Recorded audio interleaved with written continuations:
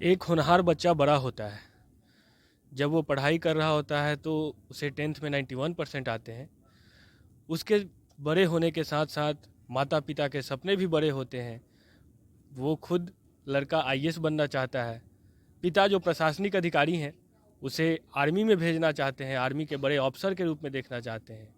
इन्हीं सब सपने जब संजोए जा रहे हैं, इन्हीं सब के बीच वो लड़का किसी संगत में, गलत संगत में पड़ के नशे का लत लग जाता है उसे, जिसमें जो सजग माता पिता हैं उसकी सेहत की रक्षा हो, उसके भविष्य की रक्षा हो, इसके लिए उसे नशा मुक्ति केंद्र भेजते हैं कि वहाँ से हमारा बच्चा ठीक होके आएगा, स्वस्थ होके आएगा। लेकिन इन सब के बीच एक खबर आती है कि आपका बच्चा बीमार है, और जब तक माता पिता हॉस्पिटल पहुँचते हैं बच्चे को देखने, तब तक वहाँ से उसके दुखद मृत्यु की खबर आती है। नमस्कार, मैं हूं कुमार मृणाल और आप देख रहे हैं फेरी टाउट न्यूज। और आइए अब इस पूरी घटना की विस्तृत जानकारी जो प्रशासनिक अधिकारी हैं सूरज कुमार सिन्हा जी, उन्हीं से लेते हैं और जानते हैं कि इस पूरी घटना में आखिर क्या हुआ था और ऐसी क्या वजह है जिनकी वजह से ये जो चिकित्सक हैं, जो नशा मुक्ति केंद्र था जहां उसे भर्ती कराया गया था उसकी सुरक्षा के लिए, उसकी सेहत के लिए, उस पर आरोप लगा रहे हैं। सबसे पहले तो सर मैं आपसे बोलना चाहूँगा, जिस परिस्थितियों से आप गुजर रहे हैं उसमें सवाल पूछना मेरे लिए बहुत कठिन है, लेकिन फिर भी जिस न्यायोचित जांच की आप मांग कर रहे हैं उसके लिए हमारा सवाल पूछना ज़रूरी है। तो सर क्या हमारे दर्शकों को आप बताएंगे कि क्या हुआ था? सही बात है। मुझे लगता है मैं भी बहुत बार रिपीट कर चुका हूँ, लेकिन मुझे महसूस होता है कि आप लोगों के माध्यम से ये बातें लोगों के बीच ज़रूर जानी चाहिए कि नशा मुक्ति केंद्र में अगर कोई पेरेंट्स अपने बच्चे को भेजते हैं तो बहुत ही होप के साथ भेजते होंगे, जब लगता होगा कि वो नहीं समझा सकते हैं अपने बच्चे को, क्योंकि वहाँ केवल इलाज नहीं होता है। डी एडिक्शन का इलाज काउंसलिंग और चीज़ों से समझाने से, परामर्श से होता है। और वहाँ पे हम अपने आप को, मुझे लगा कि एक्सपर्ट की सेवा लेनी चाहिए। मेरा बच्चा विंटर ब्रेक में आया था, मसूरी में पढ़ रहा था, आपने बताया 7 दिसंबर को आया था। बीच में लगा मुझे कि कुछ ऐसी चीज़ें हैं कि जो उसको नहीं करनी चाहिए। बच्चे से छोटे भाई के साथ वायलेंट हो गया था, माँ का मोबाइल तोड़ दिया था, ये सारी चीज़ें थी। मैं एडमिट कर रहा हूँ, तभी हमने डिसाइड किया था कि अभी मुझे 1 फरवरी को उसको भेजना है वापस। मैं 1 महीना डालता हूँ अच्छे डी एडिक्शन सेंटर में, 35,000 रुपये उसका चार्ज है मानस हॉस्पिटल का। वहाँ पे 1 सप्ताह पढ़े, इसी तरीके से आइसोलेट होकर रहेगा, फिर पढ़ेगा लिखेगा, जो भी करना होगा वहाँ पे करेगा, फिर 1 महीने के बाद निकाल के लाऊंगा। 21 दिसंबर या 22 को डाला हूँ उसको वहाँ पर। 25-26 को गया हूँ मिलने के लिए। बुक दिया है, कपड़े दिए हैं, कुछ खाने की चीज़ें एक्स्ट्रा दी मैंने भी, कुकीज़ वगैरह। और मिलने नहीं दिया गया कि इट्स टू अर्ली करके। मुझे भी लगा कि अभी काफ़ी पहले नहीं मिलना चाहिए, नहीं तो मैं भी इमोशनल हो जाऊंगा, वो भी हो जाएगा, और शायद इनका जो ट्रीटमेंट शुरू हुआ है उसका चेन ब्रेक हो जाएगा। 29 को मैंने फ़ोन किया, 31 को भी फ़ोन किया कि आ सकता हूँ, तो वहाँ से कहा गया कि नहीं आइए अभी। 4 जैन को गया हूँ, डेट थोड़ा 3rd 4th जो भी है गया। उस दिन बोलता है वो आयुष की पापा, एक सुजीत नाम का स्टाफ है, उसको 29 दिसंबर को पीटा है उसको। मैंने बोला क्यों पीटा है? तो नींद की सुई दे देते हैं रात में और सुबह कहते हैं उठने के लिए। कैसे उठूँगा मैं? कंबल खोल लिया और कहा, और बहुत फॉल लैंग्वेज का यूज करता है, पापा मुझे यहाँ से ले चलिए। शायद मैं उसकी बातों पे आ जाता। मैंने मन बना लिया था कि इसको 1 महीने का एक पैकेज देंगे, तो इसलिए परसुएसिव होकर मैंने उनसे बात करी, स्टाफ से भी बात करी। तो स्टाफ ने कहा कि लप्पर थप्पर किए हैं। आज मुझे पता चलता है कि शायद मुझे उसी दिन बोलना चाहिए था कि लप्पर थप्पर क्या मोड ऑफ ट्रीटमेंट है क्या? मोड ऑफ ट्रीटमेंट तो नहीं है। उनके डॉक्टर साहब से भी मैंने बात करी। डॉक्टर साहब ने भी कहा कि नहीं, मैं ख्याल रखूँगा कि ऐसी घटना फिर से नहीं हो पाए। डॉक्टर सर कौन थे, उनका नाम बताएं? डॉक्टर संतोष कुमार हैं, जो मालिक हैं, ऑनर हैं, संचालक जो भी हैं, सभी कुछ वही हैं। और ये स्वास्थ्य विभाग में डॉक्टर हैं, और संभवतः एनएमसीएच में डी एडिक्शन सेंटर के प्रभारी भी हैं। अपनी एक क्लिनिक भी है। अब धीरे धीरे सब कुछ महसूस हो रहा है कि सरकारी डॉक्टर हैं, वहाँ भी नौकरी करते हैं, अपनी क्लिनिक है, क्लिनिक में भी टाइम देते हैं, फिर हॉस्पिटल भी है। एक साथ इतना ऑलराउंडर, कितने बड़े ऑलराउंडर हैं, अब समझ में आ रहा है। तो फिर उन्होंने क्या कहा जवाब में? 8 को ठीक था, फिर मैंने मिलने के लिए गया था। फिर 12 जनवरी को 4 बजे उनका कॉल आता है मेरे मोबाइल पे कि आपका बेटा बहुत सीरियस हो गया है, बीपी पल्स नहीं मिल रहा है। मैंने बोला क्यों भैया, क्या हो गया अचानक? तो वोमिट किया है। मैंने वोमिट से ऐसा कैसे हो गया? तो बहरहाल हम अभी मैं ले जा रहा हूँ बाहर, आपको इन्फॉर्म कर रहा हूँ, आप जहाँ भी हैं जल्दी से आइए। तो मैं बिहार शरीफ था, इन लोगों को लेकर वहाँ से जल्दी से दौड़ा पटना एम्स में। मैंने ही कहा कि आप एडमिट करवाइए, वे पारस के लिए कह रहे थे। 2 घंटा लगा होगा, 2.5 घंटा मुझे पहुँचने में बिहार शरीफ से पटना एम्स। इस बीच बहुत बार ऐसे ऐसे फ़ोन आए उनके, डॉक्टरों से बात करवाया इमरजेंसी में कि सीपीआर दे रहे हैं, आपके बच्चे को रिवाइव करने की कोशिश कर रहे हैं। आई अंडरस्टूड कि मेरा बच्चा नहीं रहा, उसके साथ बहुत कुछ गलत हो चुका है, लेकिन ये सोच नहीं पा रहा था कि मेरा बच्चा नहीं रहा, लेकिन ये ज़रूर अंदेशा था। बिल्कुल, एक पिता के लिए सोचना, ये कल्पना करना भी बहुत मुश्किल है। बिल्कुल, मैं कल्पना भी नहीं सिहर रहा था। मुझे लग रहा था कि सब कुछ ठीक हो जाएगा, सब कुछ ठीक हो जाएगा करके मैं ही ड्राइव भी कर रहा हूँ, सब कुछ सोच भी रहा हूँ। और वहाँ गया, जाने के बाद 7:15 बजे पहुँचा तो आईसीयू के वेंटिलेटर में मेरा बच्चा था। बस लोग इंतज़ार कर रहे थे, doctors were waiting for us कि आए, हम उनको रिपोर्ट देते हैं, जानकारी देते हैं कि आयुष इज नो मोर। ये हुआ। उसके बाद उन्होंने कहा कि पोस्टमार्टम कराना चाहेंगे। मैंने कहा कि ज़रूर, एज ए फादर तो नहीं, लेकिन एज ए रैशनल पर्सन मैं ज़रूर जानना चाहूँगा, एज ए फादर भी जानना चाहूँगा कि मेरे बेटे के मौत का कारण क्या है।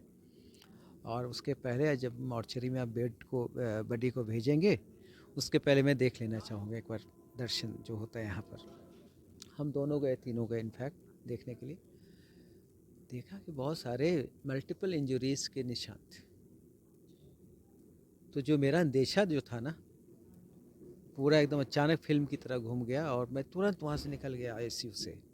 डॉक्टर संतोष भी वहाँ वो जो वहीं थे। फोटोज आपने डाले हैं वो उसी वक्त के थे। जी जी जी, मैंने बहुत दिल करा करके फॉर ए फ़ोटो लिया, अपने बेटे का बर्थडे का फ़ोटो उस समय लिया। मैं समझ सकते हैं कि मैं, और इसलिए लिया कि अगर वो फ़ोटो ना लिया होता तो शायद मैं दुनिया को दिखा नहीं पाता कि मेरे बेटे के साथ डी एडिक्शन के इलाज के नाम पर क्या दरिंदगी की गई थी।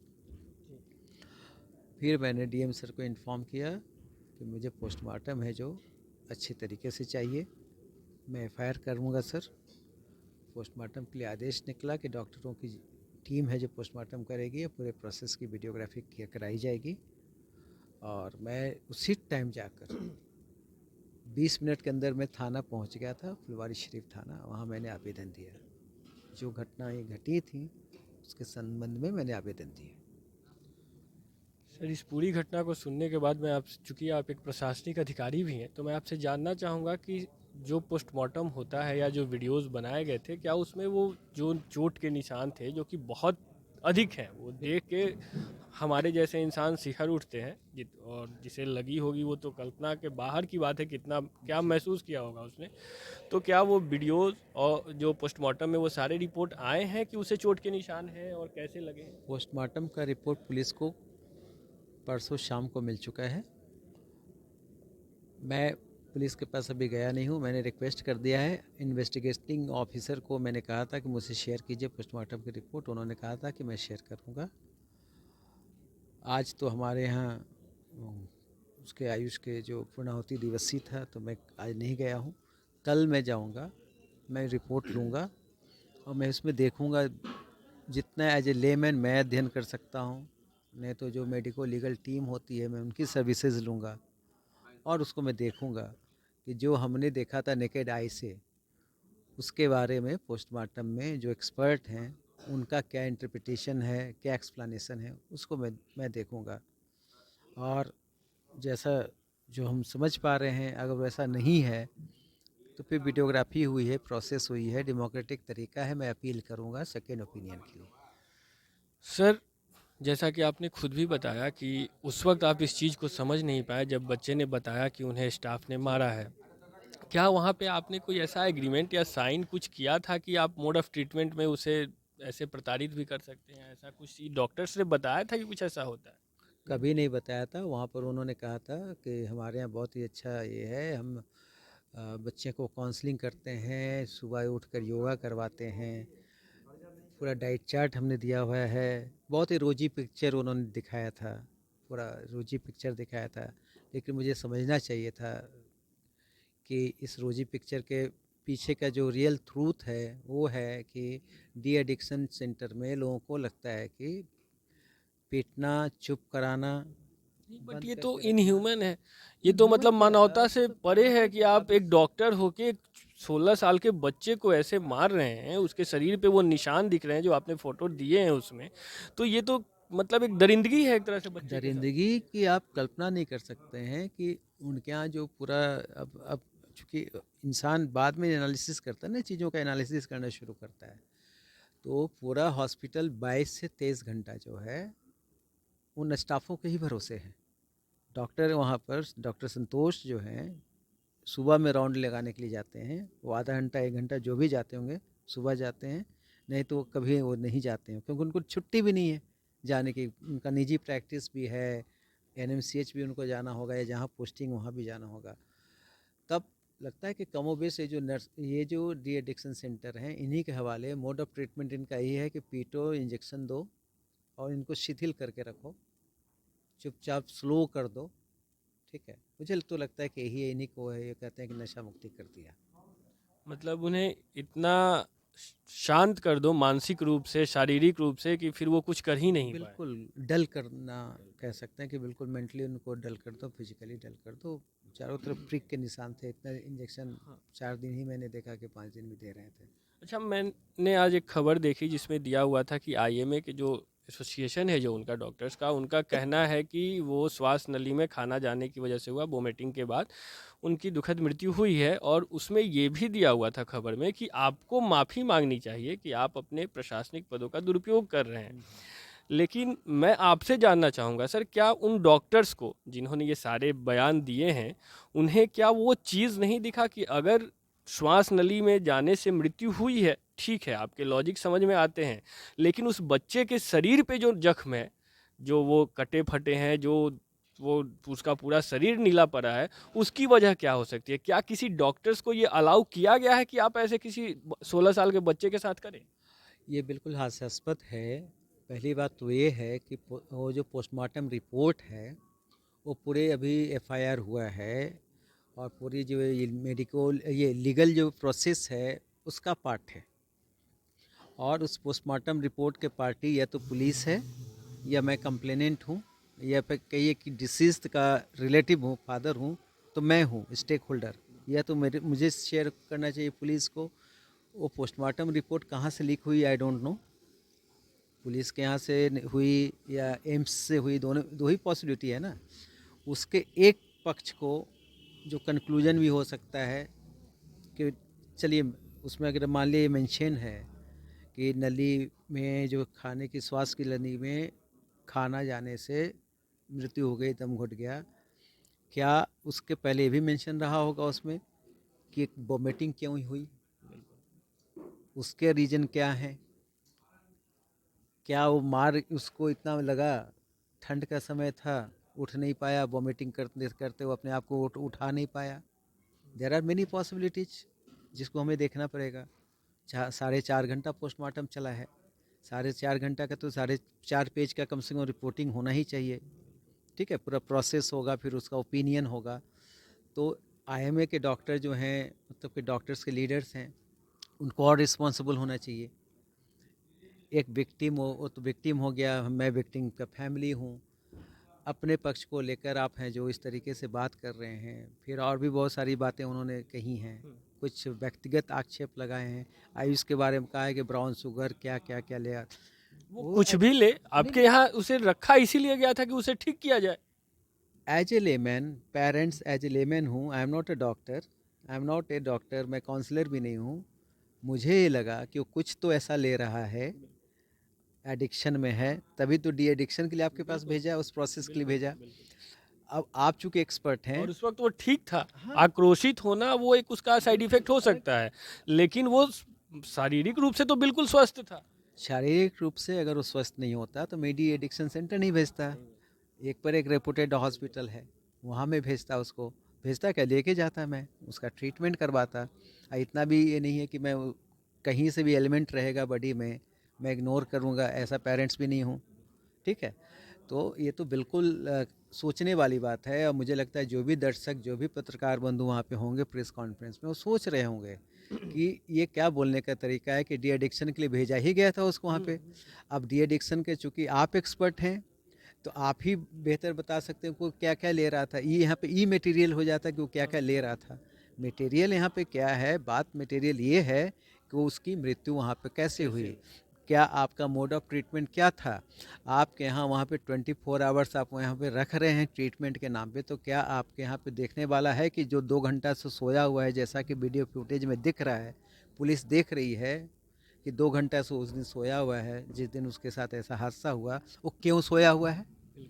और अपने जो उसके शरीर पे जी। निशान है, क्या आपने वो निशान उसके शरीर पे, वो घाव उसके शरीर पे देने से पहले उसके पेरेंट्स से परमिशन लिया है कि मैं ऐसे ट्रीटमेंट करूं उसका?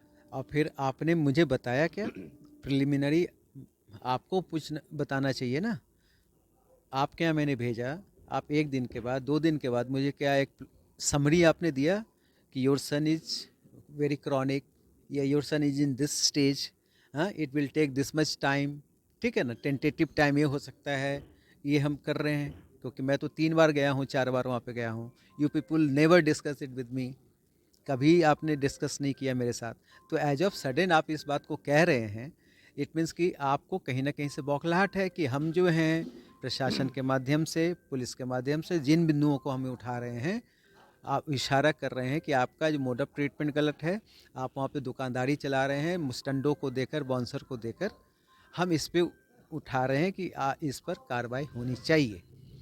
सर, मैं एक चीज़ और जानना चाहूँगा आपसे। जैसे आप कंप्लेनेंट, आपने कंप्लेन किया, कोई एक है जिसके खिलाफ आपने कंप्लेन किया, तो जो रिपोर्ट आया पोस्टमार्टम का, आपको मिले उनको मिले ये बात समझ में आती है, लेकिन लीक होके कहीं से किसी और के पास जाता है, वो भी बात समझ में आती है कि ऐसा आय होता रहता है।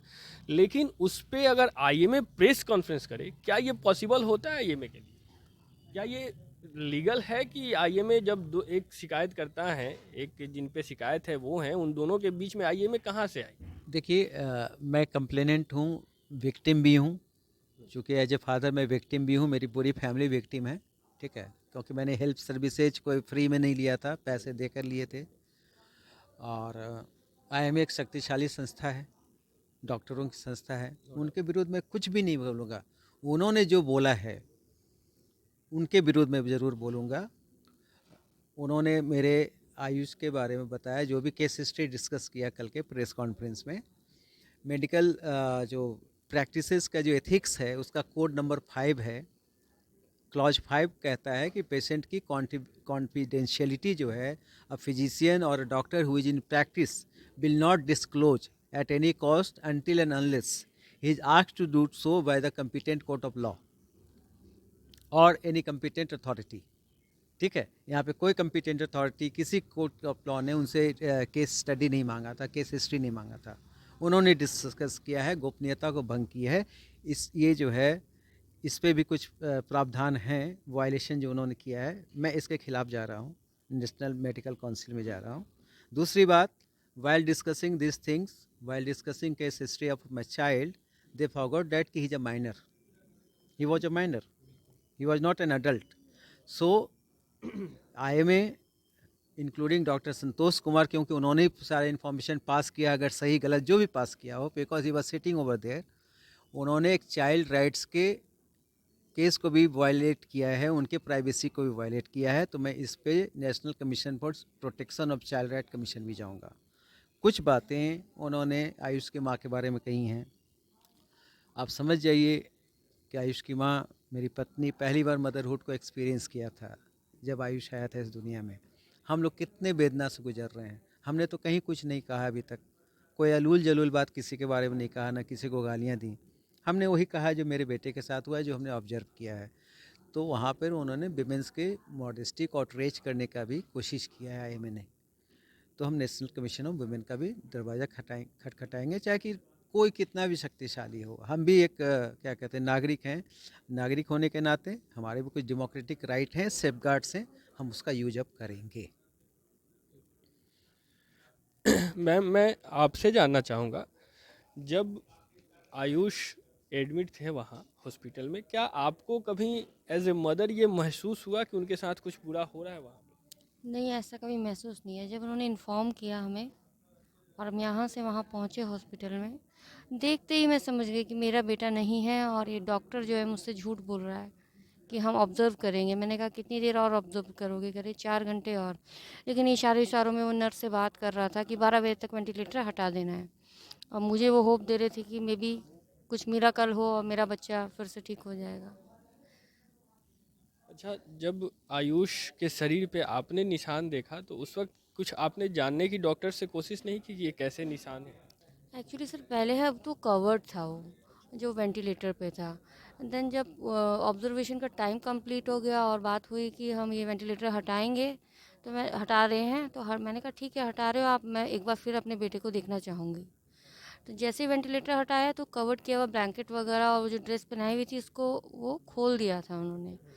जब खोला तो मेरी नज़र पड़ी, यहाँ स्पॉट्स रेड कलर के बहुत सारे दिखाई दिए। तो फिर मैंने उसकी पूरी बॉडी को ऑब्जर्व किया सर, बैक को भी देखा, पैरों को देखा, उसके कपड़े उतार के देखे, बहुत जगह उसमें स्पॉट्स थे बड़े बड़े और मुझे लगा कि मेरे बेटे को मारा गया है। फिर मैंने अपने हस्बैंड को इन्फॉर्म किया और मेरे हस्बैंड FIR करने गए उसी समय। तो आप देख सकते हैं ये एक परिवार है जो अभी फिलहाल तो अपने जो पुत्र हैं उसकी मृत्यु के लिए दुख की घड़ी से गुजर रहे हैं। साथ ही इन्हें इस बात का भी दुख है कि इनके जो पुत्र थे जिन्हें ये अच्छे सेहत के लिए, उसकी अच्छी स्वास्थ्य के लिए जिसे इन्होंने नशा मुक्ति केंद्र भेजा था, वहाँ उसे प्रताड़ित किया गया है। और अब जो IMA की तरफ से बयान आ रहे हैं, जो डॉक्टर्स की तरफ से बयान आ रहे हैं, वो भी कहीं ना कहीं इन्हें आहत कर रहे हैं। एक परिवार, एक माता पिता अपने बच्चे को खो चुके हैं और उन पे अब दबाव भी तरह तरह के बनाए जा रहे हैं। तो कम से कम एक न्यायोचित जांच होनी चाहिए और उसमें जो भी खुल के आए, उस जांच में खुल के आए कि आखिर बच्चे के शरीर पे वो निशान कैसे थे।